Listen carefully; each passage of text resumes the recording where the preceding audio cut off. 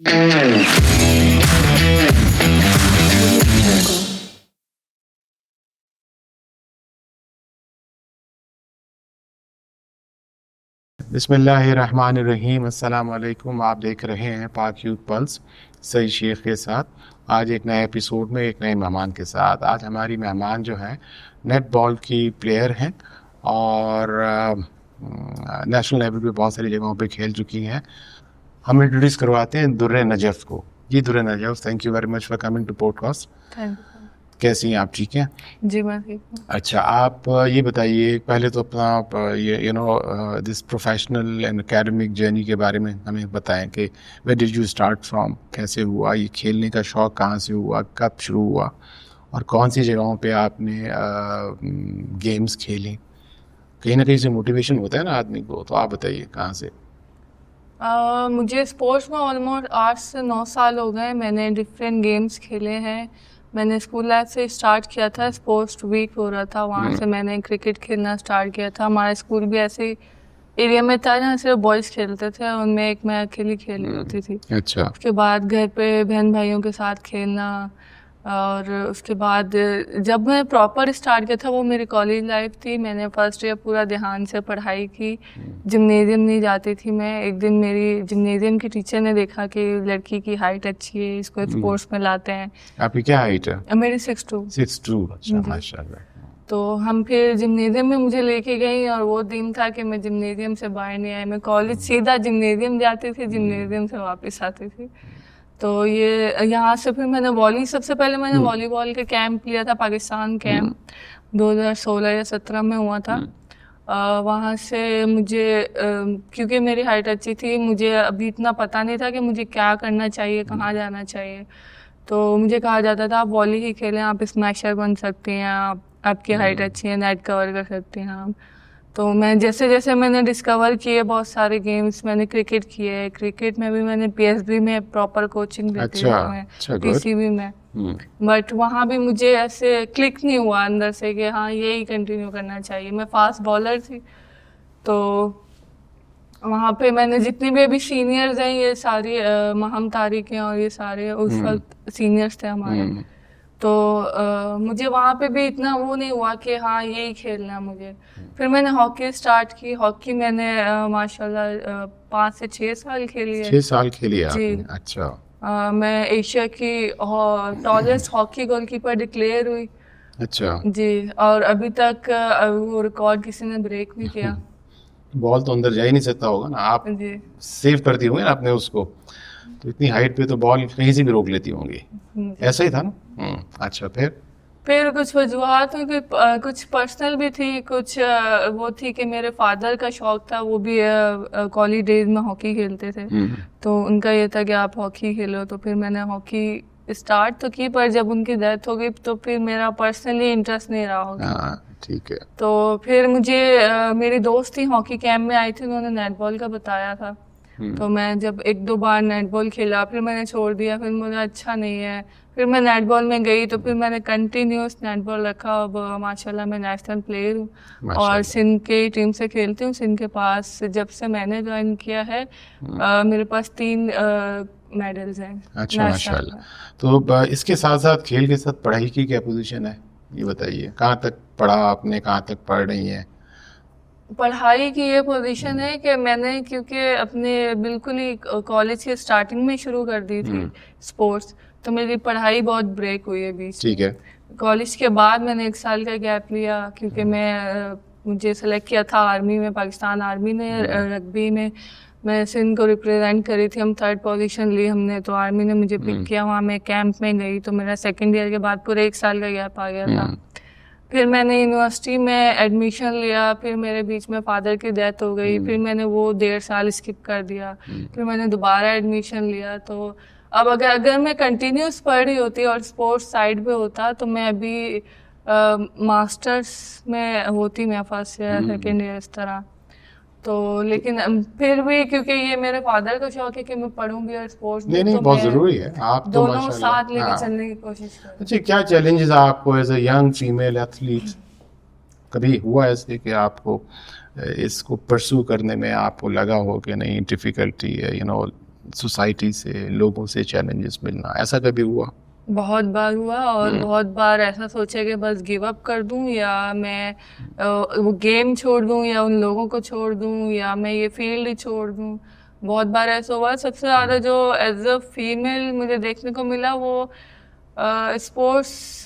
वैसे तो हर फील्ड में ही अच्छे बुरे लोग होते हैं, लेकिन मुझे लगता है कि स्पोर्ट्स में इस चीज़ का लोग ज़्यादा एडवांटेज ले लेते हैं, ले लेते और हैं, हाँ। लड़कियों के लिए मोस्टली हर चीज़ सेफ नहीं होती। हम्म। तो अगर आपको सक्सेस चाहिए तो आपको मतलब एक तो वो भी होता है, आपको बटरिंग भी करनी पड़ती है, आपको अपने ऑन द कोर्ट स्किल्स के अलावा आपको मैनिपुलेशन करो, ये वो सबसे बना के रखो।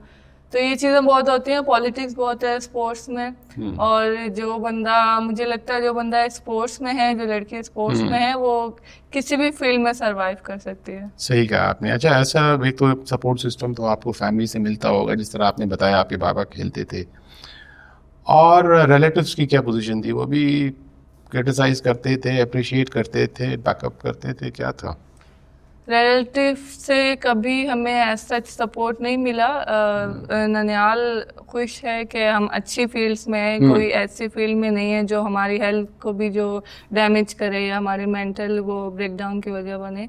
बट मेरा जो बेसिक सपोर्ट है, जो एक बहुत टाइम ऐसा भी आया कि पूरी दुनिया एक तरफ और मेरी फैमिली एक तरफ, तो जो सपोर्ट मुझे लगता है कि लड़कियों को घर से सपोर्ट हो तो वो कुछ भी कर कुछ भी सकती कर हैं। सकती हैं, हाँ। जी। लेकिन देखो ना, दो चीज़ें हैं। एक तो आपकी अपनी विल और आपकी अपनी विगर उस काम के करने के लिए, फिर उसके साथ अगर कॉम्प्लीमेंट हो जाती है आपकी फैमिली सपोर्ट, तो नथिंग कैन स्टॉप यू, और यही आपके साथ है। अच्छा, अब कैसे करती हैं बैलेंस, स्पोर्ट्स एक्टिविटीज़ और घर के कामों में या पढ़ाई में? बैलेंस इस तरह करते हैं कि क्योंकि पहले से ही शेड्यूल पता चल जाता है मोस्टली, लेकिन कुछ कुछ टाइम ऐसा भी आता है कि कभी एग्जाम्स हो, कोई इवेंट एक साथ आ रहा हो, कभी हमें टूर पे जाना पड़ता है, तो बहुत मुश्किल होता है। और आउट मेरे ऑफ साथ स्टेशन जाना पड़ता है, कराची से बाहर? जी जी, कराची अच्छा। से बाहर जाना पड़ता है बहुत। ऑलमोस्ट मैं पाकिस्तान के हर शहर में खेला है गेम मैंने। तो ऐसे भी जाना पड़ता है कि एक महीने के लिए, तो वो अच्छा। स्किप करना पड़ते हैं हाँ। हमें, फिर कुछ एक चूज करना पड़ता है, वही सबसे मुश्किल काम होता है। अच्छा जी, अब बात करते हैं मेंटल हेल्थ एंड वेलबींग की। क्या समझती हैं sports, how far it can you know bring your well-being and health to standards should be kept? फर्क पड़ता है खेलने से आपकी बहुत मेंटल फर्क हेल्थ पे? पड़ता है। आप मेंटली स्ट्रांग ही, मुझे लगता है जितना आप स्पोर्ट्स से हो सकते हो। आपको एक तो प्रेशर लेना कैसे है, बर्दाश्त कैसे करना है, हार को कैसे देखना है, जीत को कैसे आपको संभाल के रखना है, ज़्यादा ऊपर नहीं चले जाना मेंटली So this आपको। balance is very necessary. Proud ही नहीं हो जाना आपको, हाँ। अपने पर कॉन्फिडेंस रखना है, पर आपको ये चीज ईगो में नहीं लानी। जीत को बैलेंस रखना है, हार को बिल्कुल डाउन नहीं ले जाना कि बस गिव अप कर दो। और फैसले अच्छे ले सकते हैं हम, और बहुत सी ऐसी क्या चीजें। सोचा है फ्यूचर के बारे में? आगे क्या ख्वाब हैं आपके? क्या देखती हैं नेक्स्ट 5-10 years फ्रॉम नाउ कि कहाँ होंगी आप? क्या कुछ करेंगी, क्या कुछ करना चाहेंगी? मैं इंशाल्लाह अपने मुल्क को रिप्रेजेंट तो करना ही चाहती हूँ अपने गेम में, लेकिन मैं उसके साथ साथ गर्ल्स के लिए स्पेशली ऐसी कुछ प्लेटफॉर्म बनाना चाहती हूँ, और मैं कोशिश में भी लगी हुई हूँ। मैंने एक प्लेटफॉर्म बनाया है पर्पली ऑर्गेनाइजेशन के नाम से, जिस पर मैं गवर्नमेंट से या हैवी बॉडीज से स्पॉन्सर करवाती हूँ गर्ल्स के इवेंट, क्योंकि एज अ प्लेयर मुझे पता है कि गर्ल्स के स्पोर्ट्स इवेंट बहुत कम होते हैं और बॉयज़ की मुनासबत।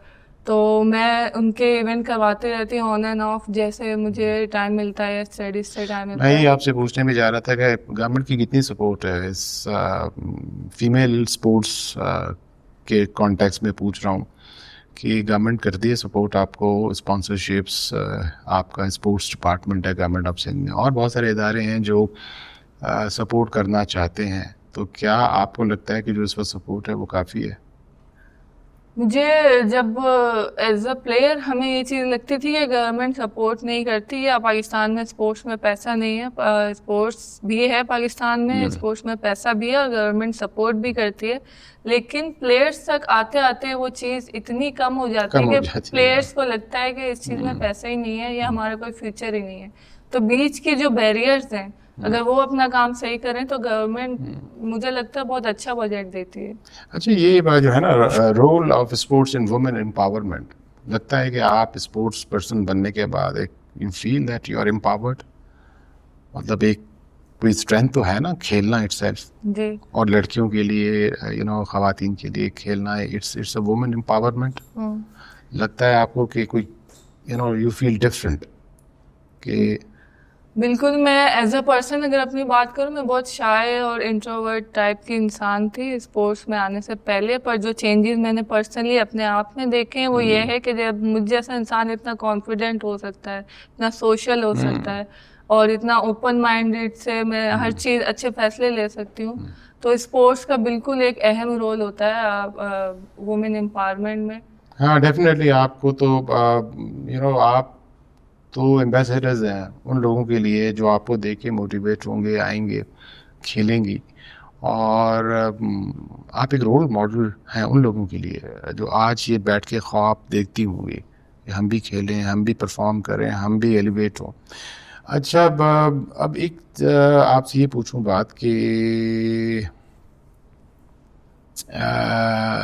फेवरेट एथलीट कौन है आपका, मेल और फीमेल, लोकल और international? Favourite athlete fitness wise नहीं, बस जो भी फेवरेट हो, किसी तरह से भी अच्छा लगता हो, इंटरनेशनल हो, लोकल हो। पाकिस्तान में जब एज अ हॉकी प्लेयर मुझे सोहेल अब्बास बहुत पसंद है, क्योंकि उनकी बहुत एक हिस्ट्री है, जर्नी है उनकी, और स्टिल उनको रिकॉर्ड्स कोई ब्रेक नहीं कर पाया, तो वो बहुत बड़ी मोटिवेशन है हमारे लिए। मोटिवेशन। आपने देखा किसी एक मेरे प्रोग्राम में समीउल्लाह खान साहब भी आए थे जी, जो जिनका लक़ब था हॉकी में फ्लाइंग हॉर्स का, जी। तो वो तशरीफ आए, उनसे बड़ी बातें हुई, बहुत मज़ा आया उनसे बात करके। अच्छा जी, अगर मैं ये कहूँ कि कोई एक ऐसा वर्ड जो आपको डिफाइन करता हो? Unbreakable. Unbreakable, good, this is called the motivation. Durre, बहुत बहुत शुक्रिया आपके आने का, बहुत अच्छा लगा, आपकी बातें अच्छी थी, और उम्मीद करता हूँ कि आपकी इस बातों से और हमारी इस कन्वर्सेशन से सुनने वालों को फ़ायदा होगा। Thank you very much for coming. Thank you.